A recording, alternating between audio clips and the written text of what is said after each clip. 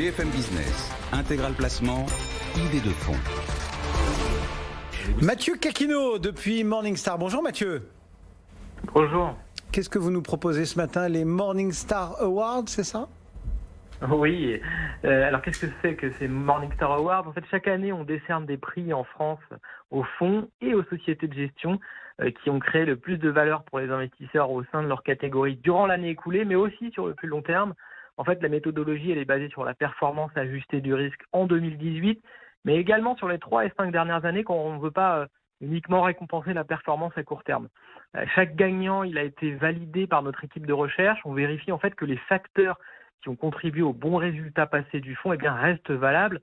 Par exemple, on va vérifier qu'il n'y a pas eu de changement significatif dans la stratégie d'investissement ou bien dans l'équipe de gestion. Ces prix qui ont été remis la semaine dernière ont récompensé 6 fonds et 3 sociétés de gestion. Dites-nous qui sont les gagnants. Alors, du côté des actions françaises, les grandes valeurs, c'est le fonds Cholet-Dupont France Expertise qui a remporté le prix. C'est un fonds géré par la même équipe de gestion depuis plus de 10 ans avec une stratégie d'investissement axée sur le très long terme. C'est un fonds qui a signé l'une des meilleures performances de la catégorie l'année dernière et sur le long terme, la performance est solide avec une bonne maîtrise du risque.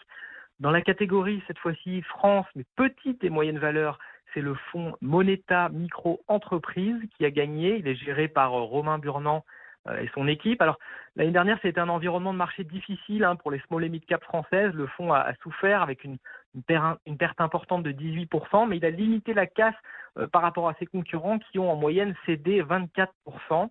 Sur le long terme, ce fonds qui a été lancé en 2003 affiche l'un des meilleurs historiques de performance de la catégorie.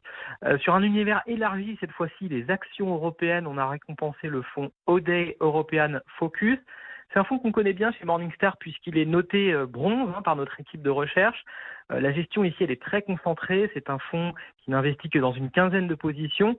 Et le gérant, Oliver Kelton, n'hésite pas à utiliser le cash lorsqu'il ne trouve pas suffisamment de titres bon marché. Par exemple, l'année dernière, il a gardé entre 20 et 30% de son portefeuille en cash, et ce qui lui a permis de bien résister à la baisse. Et puis enfin, sur les actions internationales, on a récompensé le fonds Comgest Growth World. C'est un fonds géré dans le pur style Comgest, un portefeuille concentré, des valeurs de croissance et de qualité. Un fonds qui a largement surperformé ses concurrents et l'indice l'année dernière et qui affiche aussi un très bon track record sur le long terme. Voilà donc pour les actions. Un mot des obligations également? Oui, alors le prix du meilleur fonds d'obligations en euros est revenu au fonds BGF Euro Corporate Bond de BlackRock. C'est un fonds noté Silver par nos analystes. Là, c'est un portefeuille très diversifié qui est construit de manière à surperformer dans toutes les conditions de marché. Et ça a bien fonctionné puisque le fonds a surperformé son indice de référence sur 9 des 10 dernières années. Le dernier prix, enfin, dans la catégorie allocation, cette fois-ci, il a été attribué au fonds Tikeo Income Cross Asset. C'est un fonds qui investit de manière flexible à la fois sur les obligations, les instruments monétaires et les actions. Et l'année dernière, il s'est distingué car il avait une exposition assez faible aux actions, un pari qui s'est révélé payant.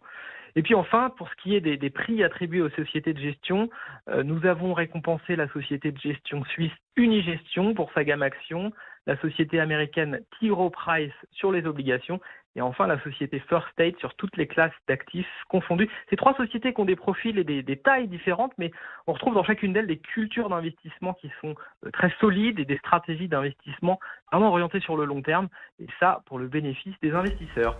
Merci Mathieu. Mathieu Caquino donc depuis Morningstar.